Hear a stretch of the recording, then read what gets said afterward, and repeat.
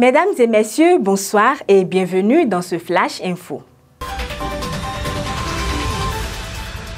Ce n'est un secret pour quiconque. Le gouvernement béninois interdit temporairement jusqu'à nouvel ordre la sortie des produits vivriers du territoire national. En plus du maïs, le mil, le riz, le sorgho, le niébé et le gari sont ajoutés à la liste.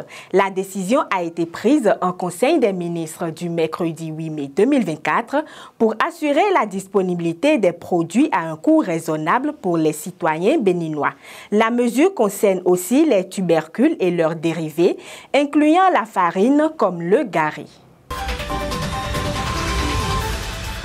Parlons Anacad à présent. Le Bénin est 4e dans le top 6 des pays de la sous-région qui ont mis la barre haute pour le développement de la filière Anacad en Afrique de l'Ouest. D'après le dernier bulletin de Nkalo sur le marché africain, la production de noix de cajou a atteint environ 3 millions de tonnes en 2023.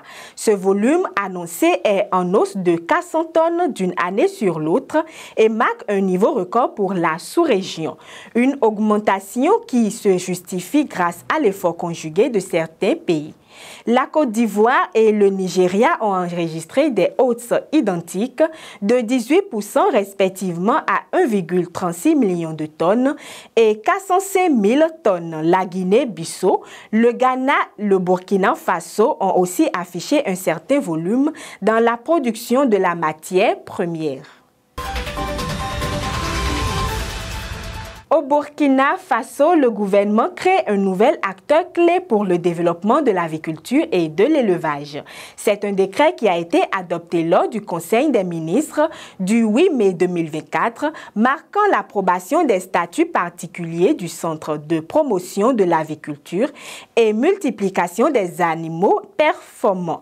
Ce nouvel acte rejoint celui du jeudi 25 avril 2024 où il a été décidé la création du Centre de promotion de l'aviculture et multiplication des animaux performants, un établissement public de l'État.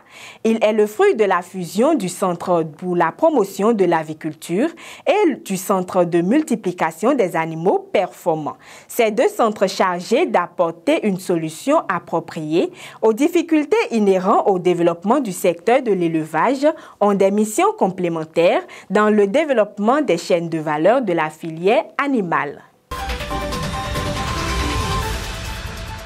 Nous refermons cette séquence d'informations par l'Union africaine qui a tenu du mardi 7 au jeudi 9 mai 2024 un sommet africain sur les engrais et la santé des sols à Nairobi. À cet effet, des voix éminentes du secteur agricole ont convergé vers un objectif commun: renforcer l'agriculture en Afrique pour garantir la sécurité alimentaire et promouvoir la prospérité économique. Des propositions ont émergé pour susciter le partenariat public-privé afin de faciliter l'accès aux engrais des producteurs. Sous la direction du ministre des Affaires étrangères, de la coopération africaine et des Marocains résidant à l'étranger, le Maroc a dévoilé 4 projets majeurs visant à renforcer l'agriculture en Afrique. C'est tout pour ce numéro de Flash Info. Merci de nous avoir suivis et à jeudi prochain pour un autre numéro.